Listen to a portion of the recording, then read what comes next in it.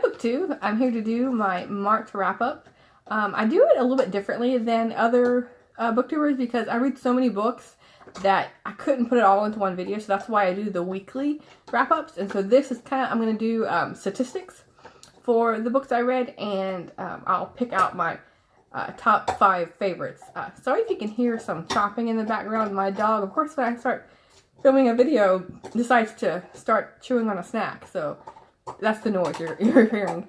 And hopefully I don't lose my light. It started raining this afternoon, and so I'm trying to get this video done before it gets too much more gloomy outside. So yeah, I read 26 books in March, and I'll just run through like the genres that I read them in. So of the 26 books, 5 of them are audiobooks. I read 9 mysteries, so I did pretty good there. I was hoping to read at least like 5 or 6, so 9 definitely hits the target of my goal. I read 2 historical fiction, 3 nonfiction, and really for nonfiction, I would prefer it being around half.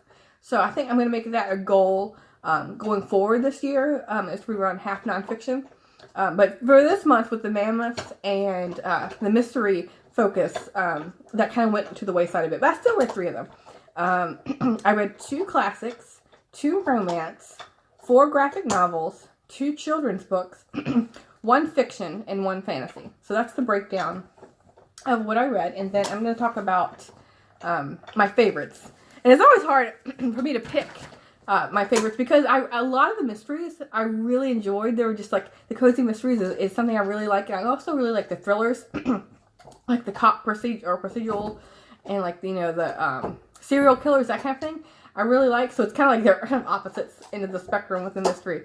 But none of those made it into my top 5, except for 1. But the one mystery that made it to the list is, I would consider it more of a historical fiction than I would a mystery, but it's labeled as both on Goodreads, and it's the Maisie Dobbs series by Jacqueline Winspear, and it's the first book in the Maisie Dobbs series. And it focuses a lot on historical fiction because it's set in World War I.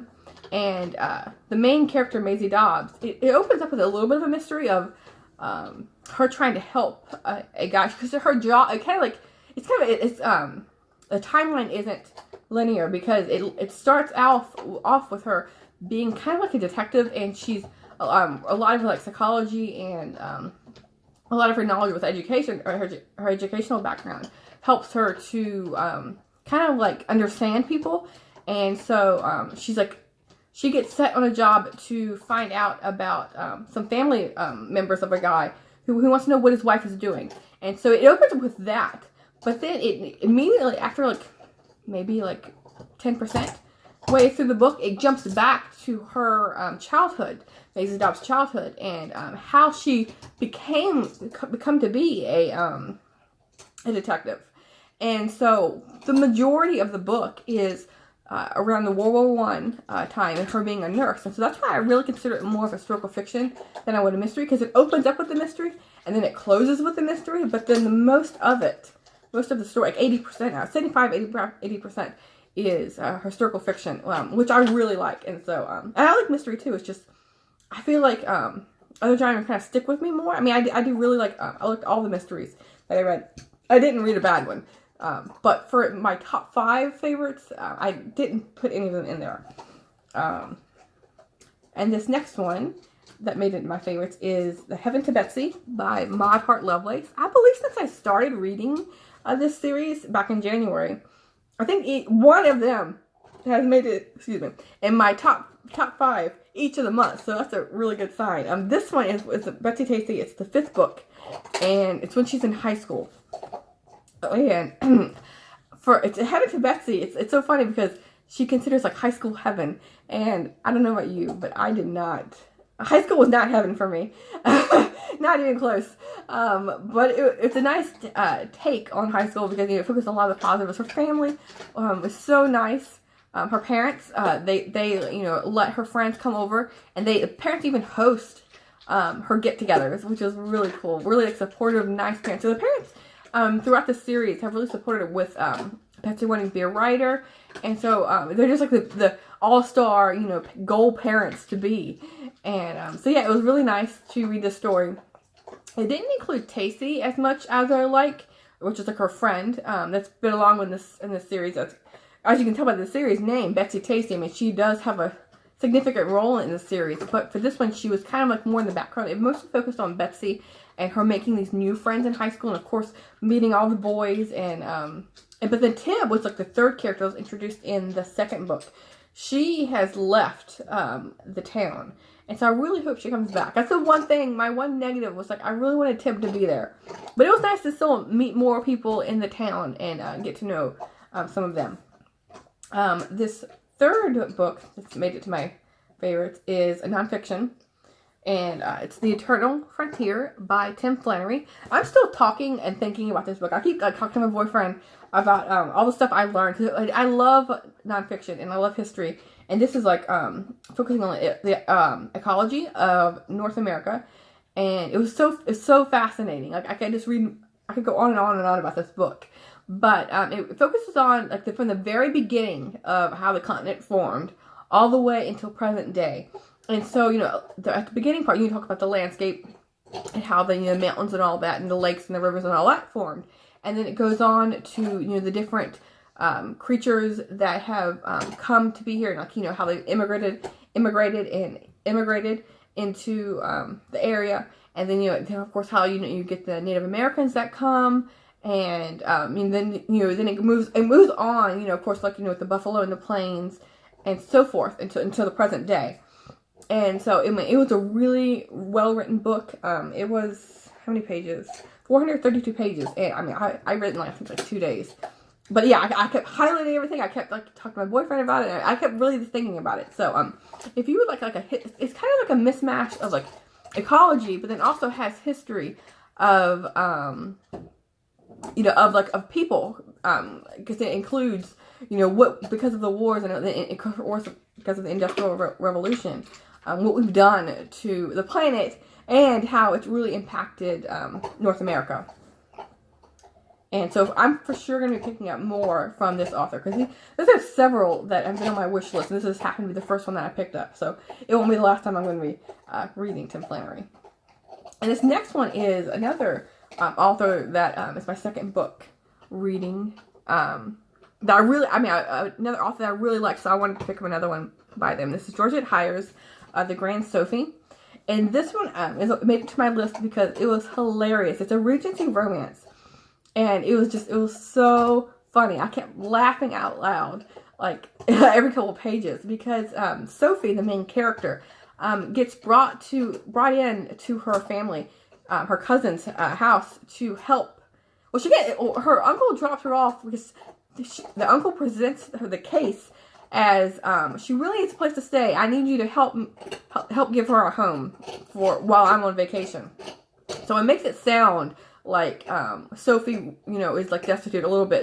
She needs a place to stay. She's lonely. She's a small, quiet woman, and also she'll be nice, and she'll like sit and knit basically while he's on vacation. But it turns out that the family needs her more than she needs them, because she comes in and she is not the typical female of the time, because she's all about, she can shoot guns, she can ride horses, she's not really frilly with her appearance and everything.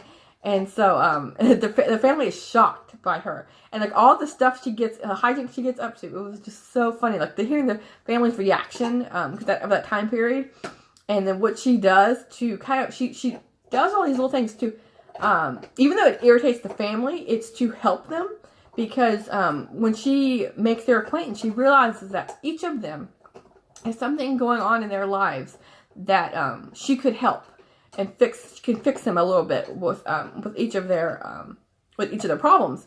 And so it's funny how she gets them to that point of making their lives better. It was great. I'm going to be picking up more from Georgette Heyer. And the other book I read was Cotillion. I read that last month in February, and it was really good. And this last one, the fifth book that I had to pick. I have a sixth, but it's a reread. But this is the fifth one. That was my first time reading. It's The Bear and the Nightingale by Katherine Arden, and this is the first book in the Winter Night trilogy. And this I picked because I really liked. It has historical fiction, It has fairy tale, it has young adult, and kind of like magical realism all into one. And it was really well written. It kept me enthralled the whole way through. And I know a lot of people have been talking about this series because a new book came out. The third book came out. And this is the first book. And it's about Vasilisa and her family. They're living in northern Russia in a small village. And they grow up hearing tales about, like Baba Yaga? Something like, I can't remember the name of the, and like the Frost King. And Frost King plays a huge part, he controls winter and the storms and the wind and all that because it's really cold. And I really love the setting. I really wish I'd read this like December or January. But it's still pretty chilly outside, so it fit the bill. It's about her growing into herself, like growing up into a young woman, and her family, and how she gets an evil stepmother, and how so it has that fairy tale element of that. And then there's like these little creatures that, are like, they're kind of like demons, I guess you'd say. I'm not sure. They're not evil, but they're in another realm. And so she can see them, and so she's different from the rest of her family, because none of her other family, except the stepmom, can see these creatures. And so it was really cool to learn about kind of like Russian folklore. And I'm for sure going to be reading the next one in this series. And this last one that made it my favorite, I didn't want to name it my favorite, even though it is, because it's a reread for me. And it's The Pride and Prejudice by Jane Austen. How could I not include this in my top reads for March? So this is like a sixth one. So this is by Jane Austen. I've read all of Jane Austen's works except Mansfield Park, which I really want to read sometime this year. That was on one of the classics I wanted to get to this year. But this I read for Steve Donahue's read-along he did throughout March. And this is only my second reread. I had thought I'd read it since the first time. I read it the first time when I was in high school. It wasn't because of a class. I wanted to pick it up. But I keep thinking it's like I've read it more than I have, because I watched the TV adaptation by BBC, and I've watched the film, the Keira Knightley film, multiple times. I love that film. And so that's why I thought I'd read it more than I have, but I haven't. And so this really brought to my attention that I really need to read this book more often than I have, because the last time I read it was at least 15 years ago, which is too long a time span, and I really need to read Mansfield Park. Oh my goodness! So I won't want to waste your time like going through the story of what this is about too much, but it mainly focuses on Elizabeth, Mr. Darcy, Jane, and Mr. Bingley. And Jane and Elizabeth's family are they're okay, but they're not really wealthy. They have money enough to have servants and maids and cooks, but not premier wealthy. And so Mr. Darcy, and so anyway, the house that they're living in, they're all daughters, and so they the mother has to marry them off, because when the father dies, the house goes to a cousin, and so she has to marry them off to ensure that they have a livelihood. And so her mission in life is to get them married. And so it's really, this book is funny more than you would think for a classic, because the family, just how they act and the reactions that the community has to them is a bit because none of them are really like serious people except for Jane and Elizabeth of the family. They're a little bit off the wall, each of them, in their own way. But so anyway, Mr. Darcy and Mr. Bingley come into town, and they are really, really wealthy. And so immediately the mom zooms in on, okay, we need to see if any of the daughters can attract Mr. Bingley, because he's the one that's eligible bachelor. And that's how the story takes off. So anyway, it's a really cute story. It's not boring and stuffy like you think a classic to be. So yeah, if you haven't read it, give it a shot, because it's well worth your time. So these are the 5 favorites in the 6th edition that I had to include. I hope we're gonna have a good month in April, as much as I did in March. I wanted to do like a page count total for this month, because I included the mammoths, but I didn't have time to sit and calculate each of them, because my job is I work in accounting, so I do that all day long. And so when I got home, that's the last thing I wanted to do was pick up a calculator. But I guarantee I read quite a few pages to say the least. So yeah, thanks. See you soon, book 2.